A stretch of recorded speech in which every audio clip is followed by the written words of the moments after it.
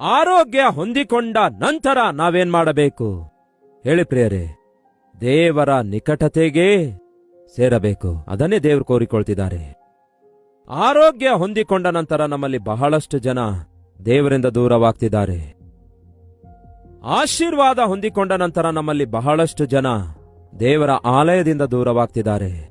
ಆರ್ಥಿಕವಾಗಿ ಬಲ ಹೊಂದಿಕೊಂಡ ನಂತರ ನಮ್ಮಲ್ಲಿ ಬಹಳಷ್ಟು ಜನ ಪರಿಶುದ್ಧವಾದ ಜೀವಿತದಿಂದ ದೂರವಾಗ್ತಿದ್ದಾರೆ. ಇದು ವಾಸ್ತವವಲ್ಲವೋ? ಒಮ್ಮೆ ಆಲೋಚಿಸಿ. ದಾವೀದನು ಮೊದಲು ಅಧಿಕಾರ ಹೊಂದಿಕೊಂಡ ನಂತರ ದೇವರನ್ನು ಸ್ತುತಿಸುತ್ತಾನೆ. ಆಶೀರ್ವದಿಸಲ್ಪಟ್ಟ ನಂತರ ದೇವರ ಆಲಯದ ಕುರಿತು ಆಲೋಚಿಸುತ್ತಾನೆ.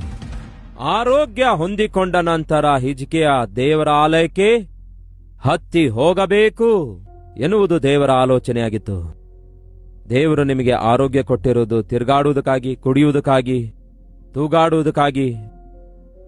ಅದಕ್ಕೋಸ್ಕರವಲ್ಲ ದೇವರು ನಿಮಗೆ ಆರೋಗ್ಯ ಕೊಟ್ಟಿದ್ದು. ಮತ್ತೆ ಅದಕ್ಕಾಗಿ ದೇವರ ಆಲಯಕ್ಕೆ ನೀವು ಬರುವುದಕ್ಕೋಸ್ಕರ, ದೇವರ ಸನ್ನಿಧಿಗೆ ಸೇರುವುದಕ್ಕೋಸ್ಕರವಾಗಿ ದೇವರು ನಿಮಗೆ ಆರೋಗ್ಯ ಕೊಟ್ಟಿದ್ದಾರೆ. ಆದರೆ ನೀವೇನ್ ಮಾಡ್ತಾ ಇದ್ದೀರಿ? ದೇವರು ಕೊಟ್ಟ ಆರೋಗ್ಯವನ್ನು ಹಾಳು ಮಾಡಿಕೊಳ್ತಾ ಇದ್ದೀರಿ. ದೇವರು ಕೊಟ್ಟ ಅಧಿಕಾರವನ್ನು ಹಾಳು ಮಾಡಿಕೊಳ್ತಾ ಇದ್ದೀರಿ. ದೇವರು ಕೊಟ್ಟ ಆಶೀರ್ವಾದವನ್ನು ಹಾಳು ಮಾಡಿಕೊಳ್ತಾ ಇದ್ದೀರಿ. ಅದು ನಿಮಗೆ